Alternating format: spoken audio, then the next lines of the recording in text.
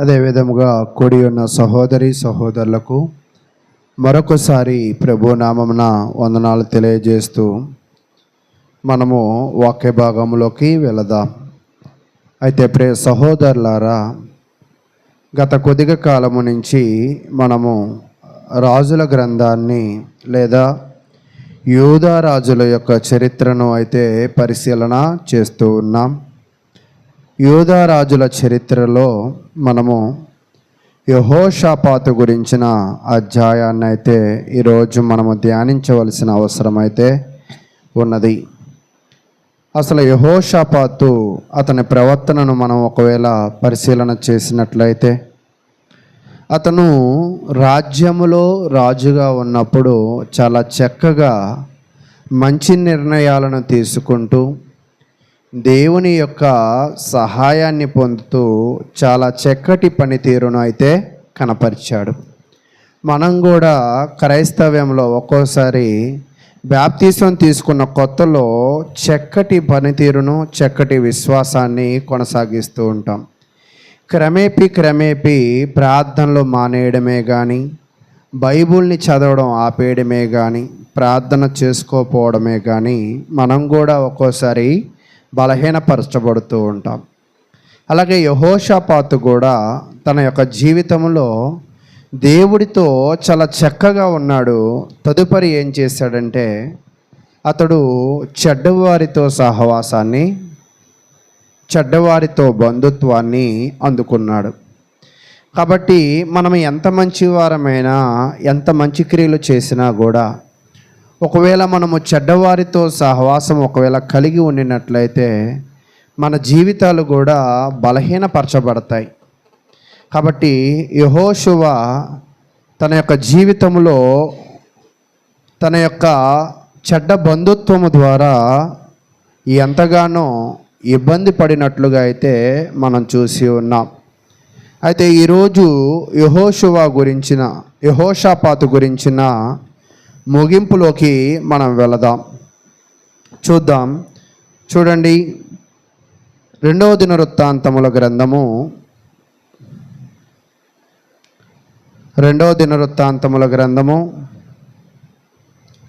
20వ అధ్యాయాన్ని మనం పరిశీలన చేద్దాం. యెహోషాపాతు తన జీవితంలో చెడ్డవారితో బంధుత్వాన్ని కలుపుకోవడం మాత్రమే కాదు కానీ, అతని జీవితంలో మరొక పొరపాటును కూడా ఆయన చేసినట్లుగా అయితే మనం చూస్తూ ఉన్నాం. ఏమిటి ఆ పొరపాటు అనేది చూసినట్లయితే, అతడు చెడ్డవారితో కలిసి వ్యాపారాలను కూడా చేశాడు. చెడ్డవారితో కలిసి ఏం చేశాడంటే వ్యాపారం చేశాడు. అవును, దేవుడు మనల్ని చెడ్డవారితో సహవాసమే కానీ, చెడ్డవారితో వ్యాపారమే కానీ దేవుడు ఇష్టపడని వాడిగా అయితే ఉంటాడు. చూడండి, 2వ దినవృత్తాంతాల గ్రంథము 20వ అధ్యాయము 37వ వచనాన్ని నేను చదువుతూ ఉన్నాను. 2వ దినవృత్తాంతాల గ్రంథము 20వ అధ్యాయము 35 నుంచి చదువుతున్నా.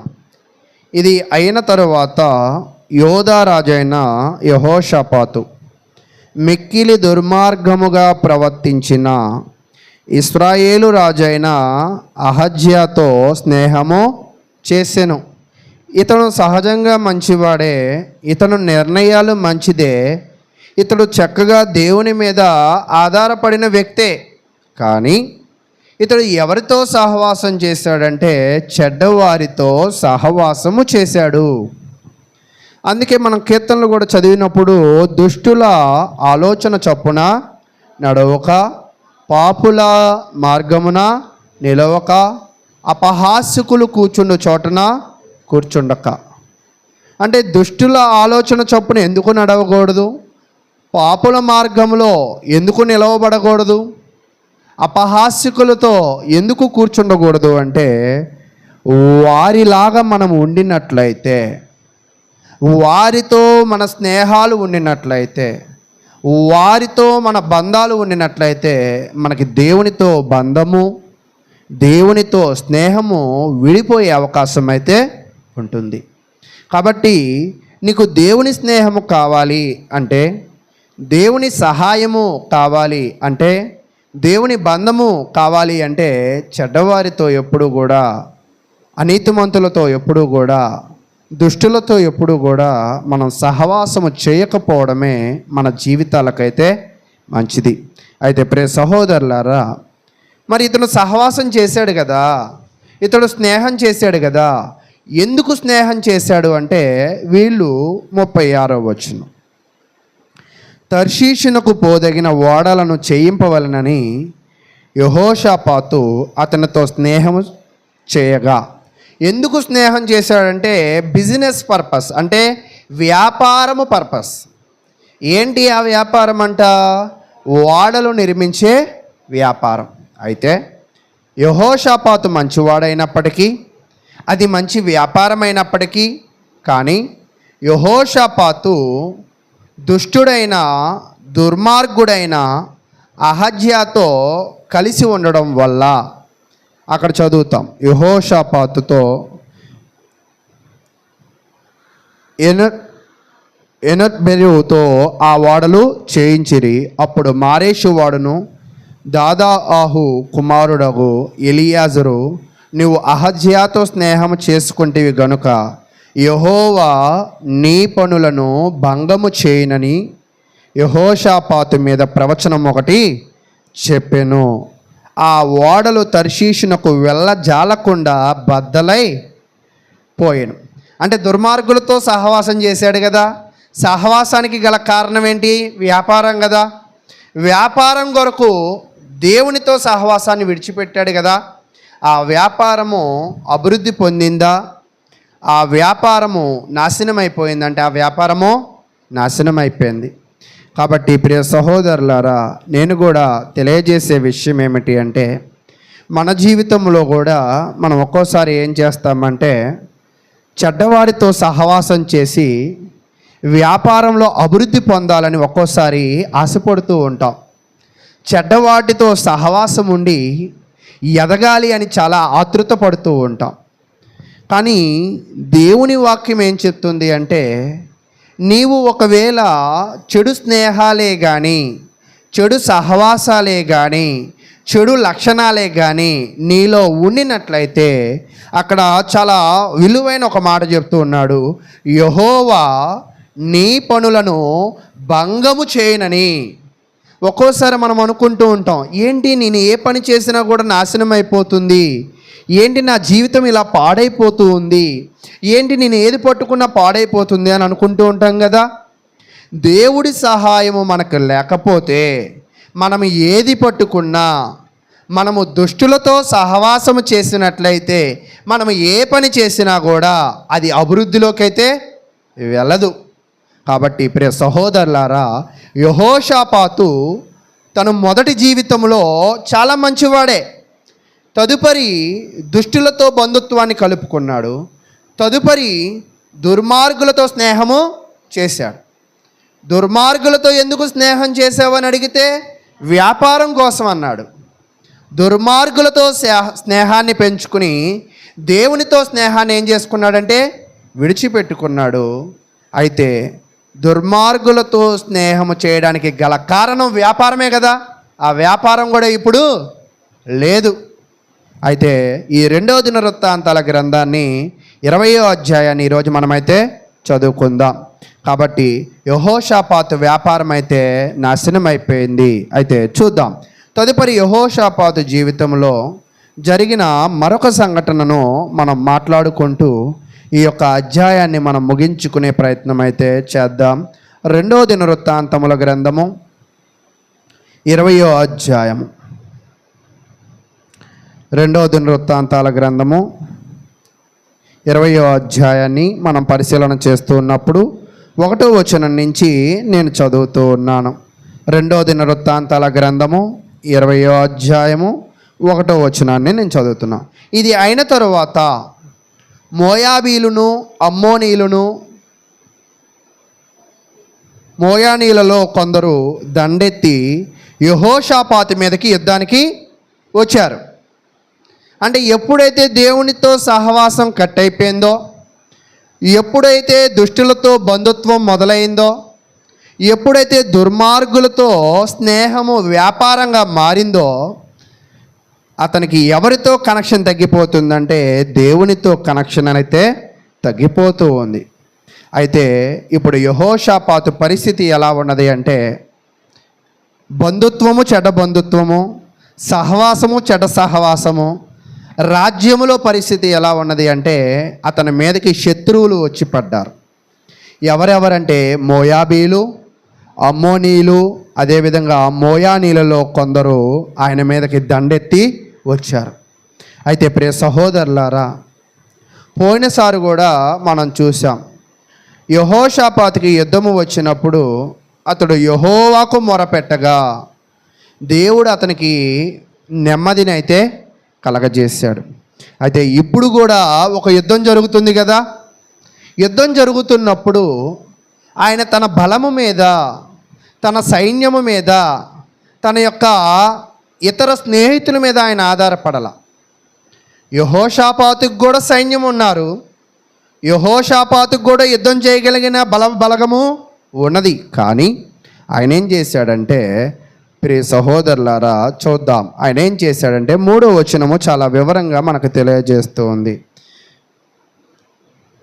అందుకు యెహోషాపాతు భయపడి యెహోవా యొద్ద విచారించుటకు మనసు నిలుపుకొని యూదయ అంతటా ఉపవాస దినము ఆచరింపవలని నని చాటింపగా. ప్రియ సహోదరులారా, యెహోషాపాతు చెడ్డ సహవాసాలు చేసినప్పటికీ, చెడ్డవారితో బంధుత్వం కలుపుకున్నప్పటికీ కూడా అతనికి దేవుని మీద ఏమున్నది అంటే పరిపూర్ణమైన విశ్వాసము ఉంది, పరిపూర్ణమైన భక్తి అయితే ఉన్నది. అయితే అతనికి ఒక ఒత్తిడి వచ్చింది, అతనికి ఒక సమస్య వచ్చింది. ఆ సమస్య వచ్చినప్పుడు అతను ఆ సమస్యలలో ఎవరి దగ్గరికి వెళ్ళి ఆశ్రయించాడు అంటే దేవుని యొద్దకు వెళ్ళి ఆశ్రయించాడు. ఈరోజు మన జీవితంలో కూడా మనకు మించిన సమస్యలు వస్తుంటాయి. ఒక్కోసారి ఆ సమస్యల్లో నుంచి ఎలా బయటపడాలో కూడా మనకు తెలియదు. మనకి బలమైన శత్రువులు మన ముందు ఒక్కోసారి వస్తూ ఉంటారు. అయితే అలాంటి సమయంలో మనం ఎప్పుడూ కూడా మన సమస్యలలో మనము ఎవరి మీద ఆధారపడాలి అంటే దేవుని మీద ఆధారపడాలి. ఇతడు అలాగే దేవుని మీద ఆధారపడి 3 పనులు చేశాడు. ఎన్ని పనులండి? 3 పనులు. ఏంటి అవి అంటే అతడు ముందుగా దేవునిని వెతికాడండి. విచారించడం అంటే ఏంటంటే వెతకడం. దేవుడు నాకు సహాయము చేస్తాడని అతడు దేవునిని వెతికాడు. రెండవది ఏం చేశాడంటే అక్కడ ఉపవాస దినాన్ని ప్రకటించాడు. రెండవది ఏంటంటే ఉపవాస దినాన్ని ప్రకటించాడు. మూడోది ఏమిటి అంటే ప్రజలతో కలిసి ప్రార్థించాడు. ఒంటరిగా ప్రార్థించలేదు, అతడు ప్రజలతో కలిసి ప్రార్థించాడు. ముందు దేవునిని ఎతికాడు, రెండోది ఉపవాస దినాలు ప్రకటించాడు, మూడోది ప్రార్థన చేశాడు. అయితే ప్రియ సహోదరులారా, మనకి కూడా నేటి సమాజంలో మనకు మించిన పరిస్థితులు, మనకి మించిన అవసరాలు, మనల్ని మించిన కష్టాలు, మనల్ని మించిన బాధలు మనల్ని కూడా ఒక్కోసారి చుట్టుముడతాయి. అలా చుట్టుముట్టినప్పుడు మనము నోరేసుకుని పడిపోవడమో, ధనంతో మన అహంకారాన్ని చేయడమో, మన బలముతో ఆ సమస్యలను జయించాలనే ప్రయత్నం మనం ఎప్పుడూ కూడా చేయకూడదు. సమస్య వచ్చినప్పుడు భక్తిపరుడు చేయవలసిన విధానం ఏమిటి అంటే శ్రమ దినమునందు కృంగిన ఎడల నీవు చేతకానవాడవై అవుతావు. కానీ యెహోషువకి శ్రమ వచ్చినప్పుడు 4వ వచనాన్ని చదువుదాం. యూదావారు యెహోవా వలని సహాయము వేడుకొనుటకై కూడుకొనిరి. యెహోవా యొద్ద విచారించుటకు యోధా పట్టణముల అన్నిటి నుండి జనులు వచ్చిరి. కాబట్టి ప్రియ సహోదరులారా, వీళ్ళకి సమస్య వచ్చినప్పుడు వాళ్ళు చేసిన మొట్టమొదటి పని ఏమిటి అంటే వారు దేవుని వైపు తిరిగి ప్రార్థన చేశారు. రాజ్యమంతా తిరిగి ప్రార్థన చేశాడు. వారికి శత్రువులను చూస్తుంటే భయమేస్తూ ఉంది. ఈరోజు మనము కూడా భయముతో తొందరపాటు నిర్ణయాలు తీసుకుంటూ ఉంటాం. కానీ వాళ్ళు భయాన్ని జయించడానికి దేనిని ఆశ్రయించారంట? భయాన్ని ఓడించడానికి దేనిని ఆశ్రయించారంట? ప్రార్థన అనే దానిని ఆశ్రయించారు. అయితే ఆ ప్రార్థనలో వారిని వారు ఎలా అప్పగించుకున్నారంటే సంపూర్ణంగా అప్పగించుకున్నారు. అంటే ఒక్కడే ప్రార్థన చేయలేం. అంటే ఈ సంఘటన మనకేం నేర్పిస్తుంది అంటే, నీ కుటుంబానికి కూడా ఒక సమస్య వచ్చినట్లయితే, యెహోషాపాతుకి యుద్ధం వచ్చింది కదా, నీ కుటుంబానికి కూడా నిన్ను ఇబ్బంది పెట్టే ఒక పెద్ద సమస్య నిన్ను తట్టినప్పుడు నువ్వు చేయవలసింది ఏమిటి అంటే, ఎమోషన్స్తో జీవితాన్ని నడిపించదు. ఎమోషన్స్ అంటే దుఃఖం అవ్వచ్చు, ఎమోషన్స్ అంటే కోపం అవ్వచ్చు, ఎమోషన్స్ అంటే అనేకులను మనము ధిక్కరించే మాటలు అవ్వచ్చు. కానీ యెహోషాపాతు ఎమోషన్స్తో తన జీవితాన్ని ముందుకు తీసుకెళ్ళా.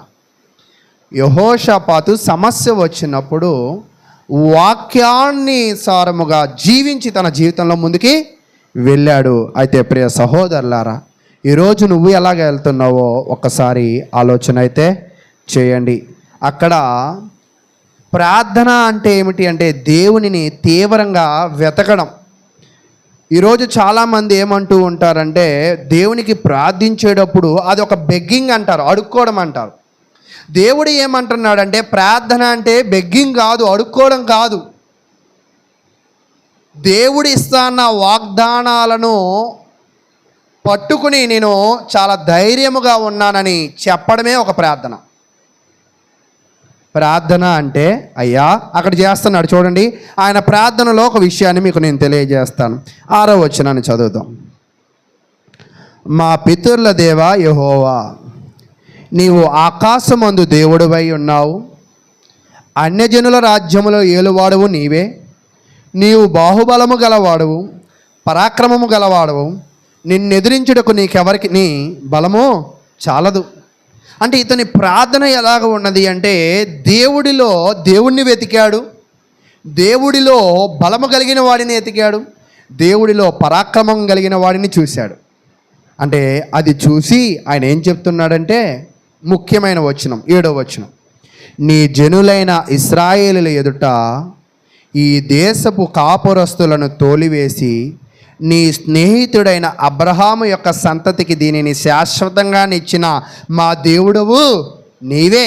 అయ్యా నువ్వే కదా మాకు ఈ దేశాన్ని ఇచ్చావు, నీ బట్టే కదా మేము ఇక్కడ రాజులుగా ఉన్నాము, నీ బట్టే కదా మేము ఇక్కడ బ్రతుకుతున్నాము, చలించుచున్నాము, ఉనికి కలుగుతూ ఉన్నాము, శాశ్వతంగా మాకు ఇస్తానన్న దేవుడు నువ్వే కదా. అంటే వారు పొంది ఉన్న వాగ్దానాన్ని ఎవరికి గుర్తు చేస్తున్నాడు? ప్రార్థనలో దేవునికి గుర్తు చేస్తున్నాడు. అయితే దేవునికి గుర్తు చేస్తూ తన మొర అంతటిని కూడా దేవుని దగ్గర పెట్టిన వాడిగా అయితే మనం చూస్తూ ఉన్నాం.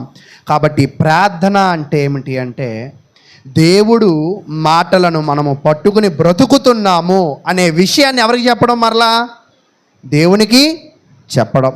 కాబట్టి ప్రియ సహోదరులారా, మీ జీవితంలో కూడా మీకు సమస్య వచ్చినప్పుడు అనేకమైన వాగ్దానములతో కూడిన మన క్రైస్తవ జీవితంలో మనము ధైర్యము కలిగి ఉన్నామని, దేవుడు మనకు తోడుగా ఉన్నాడనే విషయాలను మనమైతే దేవునికి తెలియజేయవలసిన వారమైతే ఉన్నాం. కాబట్టి ఇవంతా కూడా ప్రార్థన చేస్తూ చేస్తూ చేస్తూ ఆయన ఏం తెలియజేస్తూ ఉన్నాడంటే, 12వ వచనంలో ఒక విలువైన ఒక వచనాన్ని తెలియజేస్తూ ఉన్నాడు. 12వ వచనం, మా దేవా నీవు వారికి తీర్పు తీర్చవా. నాకేదైతే సమస్య వచ్చిందో, ఏ జనుల నుంచి ఇబ్బంది వచ్చిందో, నువ్వు బలవంతుడివి కదా, నువ్వు పరాక్రమము కలిగిన వాడివి కదా, నీవే సమస్తమును సృష్టించిన ఆకాశమందున్న దేవుడివి కదా, నువ్వే కదా మాకు ఈ దేశాన్ని ఇచ్చావు అని తెలియజేస్తూ ఆయన ఏమంటున్నాడంటే, నా శత్రువులకు నువ్వు తీర్పు తీర్చవా అని ప్రార్థన చేస్తూ, అప్పుడు మా మీదకి వచ్చు ఈ గొప్ప సైన్యముతో యుద్ధము చేయుటకు మాకు శక్తి చాలదు. అయ్యా మేమైతే యుద్ధము చేయలేము, ఎందుకు అంటే మా శక్తి అయితే సరిపోదు, తర్వాత ఏమి చేయుటకును మాకు తోచదు. ఈరోజు నిజంగా యెహోషాపాతుకు వచ్చిన సమస్య ఎలాంటిదంటే, యుద్ధం చేద్దామంటే సైన్య బలము సరిపోదు, ఆలోచన చేద్దామంటే మనసుకి ఏమి తోచట్లేదు, ఏ దిక్కైనా సహాయం అడుగుదామంటే దిక్కే లేదు. అలాంటి సందర్భంలో ఆయనకి శక్తినిచ్చింది, ఆయనకు వివేచననిచ్చింది, ఆయనకు దిక్కునిచ్చింది ఎవరంటే ప్రార్థన ఒక్కటే. అంటే ప్రార్థనలో ఆయన ఎవరిని జ్ఞాపకం చేసుకున్నాడంటే దేవునినే జ్ఞాపకము చేసుకున్నాడు. అయితే ఆ ప్రార్థన ఎలా చేశాడో అక్కడ చాలా వివరణ ఒకటి ఇస్తూ ఉన్నాడు. చూడండి, యోధా వారందరూ తమ శిశువులతోనూ భార్యలతోనూ పిల్లలతోనూ యెహోవా సన్నిధిని నిలవబడిరి. అంటే వాళ్ళు, మరలా చెప్తున్నాను చూడండి, వాళ్ళందరూ ప్రార్థన చేశారు, ఉపవాసం ఉండి ప్రార్థన చేశారు, దేవుని సన్నిధిలో ఉండి ప్రార్థన చేశారు. కాబట్టి అలా ప్రార్థన చేసిన తర్వాత ఆ కుటుంబాలు, ఆ బిడ్డల ప్రార్థనకు దేవుడు వారితో మాట్లాడుతూ ఏం చెప్తూ ఉన్నాడంటే 15వ వచనంలో ఒక విషయాన్ని తెలియజేస్తున్నాడు. ఏమంటున్నాడంటే, మీరు భయపడకండి. మీరు ఏ సమస్య మోయాబీలు, అమ్మోనీలు, మోయానీలను చూసి భయపడుతున్నారో మీరు భయపడద్దు. రెండోది, భయపడకుండా మీరు యుద్ధానికి వెళ్ళండి. మూడవది, కానీ మీరు పోరాడవలసిన అవసరమే లేదు. చూడండి, ఆయన చేసిన ప్రార్థనకి దేవుడిచ్చిన భరోసా ఏమిటి అంటే, భయపడద్దు, ముందు భయపడడం ఆపేయమన్నాడు. రెండవది, యుద్ధానికి వెళ్ళమన్నాడు. మూడవది, పోరాడవలసిన అవసరము కూడా లేదు అని తెలియజేశాడు. తెలియజేస్తూ 15వ వచనాన్ని మనం చదువుకుందాం. చూద్దాం. 15వ వచనంలో ఒక చాలా మంచి విషయాన్ని మనకి రచయిత అయితే తెలియజేస్తూ ఉన్నాడు. యోధావారులారా, యెరూషలేము కాపురస్తులారా, యెహోషాపాతు రాజా, మీరందరూ ఆలకించుడి. దేవుడు యెహోషాపాతుతోనూ యోధా వారితో మాట్లాడుతున్నాడు. ఇక్కడ మనం నేర్చుకోవాల్సిన విషయం ఏమిటి అంటే, నువ్వు ఎప్పుడైతే దేవునిని వెతుకుతావో, నువ్వు ఎప్పుడైతే ఉపవాసము ఉంటావో, నువ్వు ఎప్పుడైతే ప్రార్థన చేస్తావో, నువ్వు ఎప్పుడైతే దేవుని సన్నిధానంలో ఉండి దేవుని మీదే భారం వేస్తావో, ఆ భారానికి, ఆ ప్రార్థనకి దేవుడు ఖచ్చితంగా జవాబును ఇస్తాడు. జవాబిస్తూ ఏమంటానంటే, మీరందరూ ఆలకించుడి. యెహోవా సెలవిచ్చినది ఏమనగా, ఈ గొప్ప సైన్యమునకు మీరు భయపడకుడి, జడియకుడి. ఈ యుద్ధము మీరు కాదు, ఎవరు చేస్తారంట? దేవుడే జరిగింది. కానీ సమస్య ఎవరికి వచ్చింది? వీళ్ళకు వచ్చింది. ఈ సమస్యని వీళ్ళు తీసుకెళ్ళి ఎవరి దగ్గర పెట్టారు? దేవుడి దగ్గర పెట్టారు. ఇప్పుడు సమస్య ఎవరిది అవుతుంది? దేవునిది అవుతుంది. ఇప్పుడు యుద్ధము కూడా ఎవరు చేస్తారంట? దేవుడే చేస్తాడు. అయితే అటువంటి విషయాన్ని తెలియజేశాడు. అయితే ప్రియ సహోదరులారా, ఈరోజు మనము కూడా మన జీవితంలో ఏ సమస్యలైతే, ఏ బలహీనతలైతే, ఏ ఇబ్బందులైతే నిన్ను చుట్టుముట్టాయో నీ జీవితంలో, వాటిని బట్టి కృంగిపోయి, కృషించిపోయి వాడివిగా కాకుండా, యెహోషాపాతు తన రాజ్యము, యోధా ప్రజలు చేసిన పని ఏమిటి అంటే కలిసి ప్రార్థన చేయడం. కాబట్టి ఈరోజు కలిసి చేసే ప్రార్థన ఎంత శక్తివంతమైనదో మీకు అర్థమవుతుందా? వెంటనే ఆన్సర్ వచ్చింది. వెంటనే ఏమని ఆన్సర్ వచ్చిందంటే, భయపడకండి, జడియకండి, యుద్ధము యెహోవా జరిగించేవాడిగా ఉంటాడని అయితే తెలియజేశాడు. కాబట్టి ప్రియ సహోదరులారా, మీ జీవితంలో కూడా మీ భారములను దేవుని మీద వేయండి. ఆయన మీకు ఖచ్చితంగా విశ్రాంతిని అయితే దయచేసేవాడిగా ఉంటాడని దేవుని వాక్యము తెలియజేస్తూ ఉంది. అయితే ఈరోజు మనము దేవుని మీద ఆధారపడుతున్నామా లేదా ఒకసారి ఆలోచన చేయండి.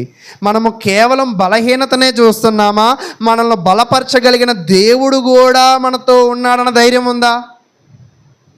కానీ యెహోషాపాతుకి దేవుడు తోడుంటాడనే ధైర్యం అయితే కలిగి ఉన్నది. అయితే కింద చదువుదాం, ఇంకేం చేశాడు అనేది చూస్తున్నట్లయితే 15వ వచనాన్ని మనం చదువుదాం. 15 చదివాం కదా, తదుపరి 17వ వచనం. ఈ యుద్ధములో మీరు పోట్లాడవలసిన నిమిత్తము యుద్ధానికి వెళ్ళండి, కానీ భయపడద్దు. వాళ్ళను చూసి అస్సలు భయపడద్దు, పోరాడవలసిన అవసరం కూడా లేదు. యోధావారులారా, యెరూషలేము వారులారా, మీరు యుద్ధ పంతులు తీర్చి నిలువబడి మీతో కూడినున్న యెహోవా దయచేయు రక్షణ మీరు చూచెదరు. మీరు యుద్ధం ఏం చేయొద్దు, మీరు సైలెంట్గా నిలబడి చూడండి. మీకు దేవుడు ఏం చేస్తాడంట? రక్షణను ఇస్తాడు. అంటే మిమ్మల్ని కాపాడేవాడు ఎవరంటే దేవుడే. మీరు చేయవలసిన పని ఏమిటంటే ధైర్యముగా ఏం జరిగిద్దో చూడండి చాలు. ధైర్యంగా ఏం జరిగిద్దో చాలు. ఎందుకంటే వాళ్ళు దేవుని మీద ఆధారపడ్డారు కాబట్టి దేవుడు తన వాక్యము ద్వారా వారిని ఆదరిస్తూ ఉన్నాడు. రేపు వారి మీదకి పోడి యెహోవా మీతో కూడా ఉండును.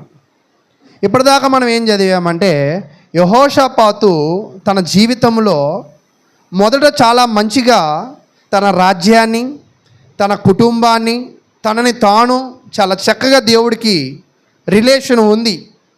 తదుపరి తన రిలేషన్ ఎవరితో వెళ్ళిందంటే దుష్టరాజు అహాబుతో వెళ్ళింది. తర్వాత తన రిలేషన్ ఎవరితో వెళ్ళిందంటే స్నేహము అహజ్యాతో వెళ్ళింది. కానీ అప్పుడు తన జీవితంలో ఎన్నో సమస్యలు అతనిని చుట్టుముట్టాయి. ఈరోజు మన జీవితంలో కూడా మనము మన సహవాసాలే కానీ మన ప్రవర్తనే కానీ దుర్మార్గం వైపు వెళుతున్నప్పుడు మనల్ని కూడా సమస్యలు ఏమవుతాయంటే చుట్టుముట్టేవిగా ఉంటాయి. అలా చుట్టుముట్టినప్పుడు దేవుడి దగ్గరికి వచ్చి మరలా నువ్వు ప్రార్థించగలిగినట్లయితే, నీ కుటుంబం అంతా ప్రార్థించగలిగినట్లయితే, నీ సంఘమంతా ప్రార్థించగలిగినట్లయితే దేవుడు తన వాక్యము ద్వారా నిన్ను ధైర్యపరిచేవాడిగా ఉంటాడు. తర్వాత 18వ వచనం, అప్పుడు యెహోషాపాతు సాష్టాంగ నమస్కారం చేస్తును. అయితే ఇప్పుడు నెమ్మది పొందాడు. ఇప్పటిదాకా ఎలాగున్నాడంటే తన గుండె చాలా భయముతోనూ, చాలా బాధతోనూ, చాలా కుమిలిపోయేవారిగా ఆ రాజ్యం అంతా ఉంది. దేవుడు ఇచ్చిన మాట చొప్పున, దేవుడిచ్చిన ధైర్యము చొప్పున అతడు దేవుడికి సాష్టాంగ నమస్కారం అయితే చేసి యోధావారును యెరూషలేము కాపురస్తులను యెహోవా సన్నిధిని సాగిలపడి నమస్కరించిరి అని చెప్తున్నాడు. అంటే దేవుడు ధైర్యాన్ని ఇచ్చినందుకు వీళ్ళు తిరిగి ఏం చేశారంటే నమస్కరించారు. నమస్కరించడమే కాదు, 19వ వచనంలో కింద పాయింట్ చెప్తున్నాను, దేవుడైన యెహోవాను స్తుతించిరి. ఈరోజు చూడండి, సమస్య వస్తే, యుద్ధం వస్తే కత్తులు రెడీ చేసుకోవాలి, బలగాన్ని రెడీ చేసుకోవాలి. కానీ యెహోషాపాతు చేసిన యుద్ధం కొంత వ్యత్యాసంగా లేదా? ప్రార్థనకి వెళ్ళాడు, దేవునికి శ్రేష్టంగా నమస్కారపడ్డాడు, యెహోవాను స్తుతించాడు. స్తుతించి అతడు చెప్తూ ఉన్నాడు 20వ వచనం, అంతటా వారు ఉదయముననే లేచి తేకోవా అరణ్యమునకు పోయిరి. వారు పోవుచుండగా యెహోషాపాతు నిలవబడి, యోధావారులారా, యెరూషలేము కాపురస్తులారా, నా మాట వినుడి, మీ దేవుడైన యెహోవాను నమ్ముకొనుడి, అప్పుడు మీరు స్థిరపరచబడుదురు. మన జీవితాలు ఎందుకు అస్థిరంగా ఉన్నాయి, మన జీవితాలు ఎందుకు బలహీనపరచబడుతున్నాయంటే గల కారణము మనము దేవునిని నమ్ముకోకపోవడమే. మనము దేవునిని నమ్ముకొనక మన విశ్వాసాన్ని అమ్ముకుంటున్నాం. కానీ దేవుడు ఏం చెప్తున్నాడంటే, నన్ను నమ్ముకుంటే మిమ్మల్ని స్థిరపరుస్తాడంట. మనల్ని ఎవరు స్థిరపరుస్తారంట? దేవుడు. ఎప్పుడు స్థిరపరుస్తాడంట? ఆయన యందు నమ్మకము ఉంచినప్పుడు. అయితే ఆయన ప్రవర్తనను నమ్ముకొనుడి, అప్పుడు మీరు కృతజ్ఞులు అవుదురని చెప్పాను. కాబట్టి మనం నమ్మవలసింది ఎవరినంటే దేవునిని, దేవుని వాక్యము బోధించేవారిని. కాబట్టి ఇప్పుడు యోధా రాజు దేవునికి నమస్కారం చేశారు, దేవునిని స్తుతించారు. వారు స్తుతిస్తూ వెళుతూ ఉండగానే 22వ వచనం, వారు పాడుటకును స్తుతించుటకును మొదలు పెట్టగా యోధా వారి మీదకి వచ్చిన అమ్మోనీల మీదను, మోయాబీల మీదను, సేయూరు మాన్యవాసుల మీదను మాటుగాండ్రను పెట్టను గానుక వారు హతులైరి. ఇక్కడ మనం చూసినట్లయితే ఎవరైతే జనాలు ఈ యోధా వారిని భయపెట్టారో ఆ యోధా వారందరూ దేవునికి చేసిన నమస్కారమును బట్టి, దేవునికి చేసిన స్తుతి స్తోత్రములను బట్టి, దేవునికి చేసిన ప్రార్థనలు బట్టి అవన్నీ విని దేవుడు వాళ్ళలో వాళ్ళే పొడుచుకుని చచ్చిపోయారంట. చూడండి, యుద్ధం చేయవలసిన విధానం చూసారా? ప్రార్థన, స్తుతి, అంటే ఇక్కడ ఆరాధన. కాబట్టి నీ జీవితంలో సరైన విధముగా నువ్వు దేవునిని ఆరాధించగలిగినట్లయితే నీ ఆరాధన ద్వారా గొప్ప విజయములను మనం అనుకుంటూ ఉంటాం. ఆరాధన ఆలస్యంగా వస్తే ఏమైంది, ఆరాధనకి అప్పుడప్పుడు వస్తే ఏమైంది, ఆరాధనలో పాటలు పాడకపోతే ఏమైంది, ఆరాధనలో నామకార్థంగా కూర్చుంటే ఏమైంది అని అంటే అదే మనలను, మన జీవితాలను బలహీనపరుస్తుంది. ఏ వ్యక్తి ఆరాధన అయితే దేవునిని నమ్ముకుని చేస్తారో, ఏ వ్యక్తి ఆరాధన అయితే సాష్టాంగపడి యెహోవాను స్తుతిస్తారో, ఏ వ్యక్తి అయితే దేవుని ఎడల భక్తి శ్రద్ధలతో ప్రార్థిస్తారో వాళ్ళ జీవితం బాగా ఆరాధించగలిగినట్లయితే బాగా ధైర్యాన్ని పుంజుకోగలరు. బాగా సేవించినట్లయితే బాగా వారి జీవితాలు ఆశీర్వదింపబడతాయి. అయితే ప్రియులారా, మరలా చెప్తున్నాను, యెహోషాపాతు మీదకి యుద్ధానికి వచ్చారు. యుద్ధానికి భయపడి యెహోషాపాతు దేవునిని ఆశ్రయించాడు. దేవుడిని ఆశ్రయించినందుకు దేవుడు వాళ్ళలో వాళ్ళే కొట్టుకుని చచ్చిపోయారు. చచ్చిపోయిన తర్వాత వీళ్ళందరూ చచ్చిపోయారు కదా, వాళ్ళ దగ్గరున్న ఆహారాలు అవ్వచ్చు, బట్టలు అవ్వచ్చు, నగలు అవ్వచ్చు, ఇవన్నీ కూడా ఈ యోధా వారు వెళ్ళి తెచ్చుకుంటున్నారు. యోధా వాళ్ళందరూ వెళ్ళి ఏం చేస్తున్నారంట, వాళ్ళందరూ చచ్చిపోయారు కదా, వాటన్నిటిని తెచ్చుకుంటున్నారు. అవన్నీ తెచ్చుకోవడానికి వాళ్ళకి ఎన్ని రోజులు పట్టిందంటే అక్కడ వాక్యం తెలియజేస్తుంది 3 రోజులు పట్టిందంట. అంటే చచ్చిపోయిన వారి ఆస్తి ఏరుకోవడానికి ఎన్ని రోజులు పట్టిందంట? 3 రోజులు పట్టింది. అంటే చూడండి 25వ వచనం, యెహోషాపాతు అతని జనులను వారి వస్తువులను దోచుకున్నటకు దగ్గరకు రాగా ఆ శవముల యొద్ద విస్తారమైన ధనమును ప్రశస్తమైన నగలను కనబడెను. చూడండి, భయముతో ఉన్నవాళ్ళు, భయము భక్తిగా మారింది, భక్తి ఆశీర్వాదంగా మారింది.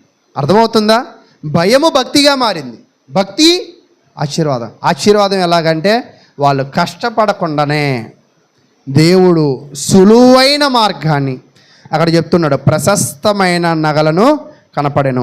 వారు తమకిష్టమైనంత మట్టుకు తీసుకుని తాము కొనిపోగలిగినంత కంటే ఎక్కువ ఒలుచుకుని కొల్ల సొమ్ము అతి విస్తారమైనందున దాన్ని కూర్చుటకు 3 దినములు, అంటే వాళ్ళు దాచుకొని మోసుకొని తీసుకెళ్ళడానికి ఎన్ని రోజులు పట్టాయంట? 3 రోజులు పట్టాయి. కాబట్టి ప్రియ సహోదరులారా, వాళ్ళు ఆశీర్వాదానికి పొందడానికి గల కారణం ఏమిటి అంటే వారు జీవితంలో దేవునిని ఆశ్రయించడం. కాబట్టి ప్రియ సహోదరులారా, నేను కూడా మీకు తెలియజేసే విషయం ఏమిటి అంటే మీ జీవితంలో మీరు దేవునిని ఆశ్రయించినట్లయితే మీరు ఎలాంటి సమస్యలకు భయపడవలసిన అవసరమో లేదు. మనం ఎందుకు భయపడకూడదు అంటే మనము ప్రార్థించే మన ప్రార్థన దేవుడు వింటాడు, దానికి ప్రత్యుత్తరముగా సహాయము కూడా దయచేస్తాడు. అది ఎలాంటి సహాయం అయితే నిన్ను గొప్ప ఆశీర్వాదంలోకి ఆయన అయితే నడిపించేవాడిగా ఉంటాడని దేవుని వాక్యం అయితే యెహోషాపాతు నుంచి మనకి నేర్పిస్తుంది. కాబట్టి ప్రియ సహోదరులారా, ఈరోజు మీ జీవితంలో కూడా మీరు దేనికి భయపడుతున్నారో ఒకసారి ఆలోచన చేయండి. మీరు దేనిని వెతుకుతున్నారో ఒకసారి ఆలోచన చేయండి. వీళ్ళైతే వాళ్ళ జీవితంలో దేవునిని వెతికారు, వాళ్ళైతే వచ్చిన సమస్యల ఒత్తిడికి భయపడ్డారు. ఈరోజు నువ్వు కూడా నీ జీవితంలో నువ్వు భయపడినట్లయితే, నువ్వు దేవునికి ప్రార్థించినట్లయితే నీ యుద్ధము చేసేది ఎవరంటే, యుద్ధము ఎవరిదంటే దేవునిది. విజయం ఎలా వచ్చింది అంటే ఆరాధన ద్వారా వచ్చింది. దేవుని మీద నమ్మకం వాళ్ళకి ఏమి ఇచ్చిందంటే ఆశీర్వాదాన్ని ఇచ్చింది. కాబట్టి మీరు కూడా మీ కుటుంబం వాళ్ళు కూడా ఆశీర్వాదాన్ని పొందాలి అంటే దేవునిని నమ్ముకోండి. ఇతను గతంలో దేవుని నమ్ముకోకపోవడం వల్ల అతడు చేసిన వ్యాపారంలో యెహోవా అతనికి ఎలా లేడంట, అతని పనులన్నీ భంగము.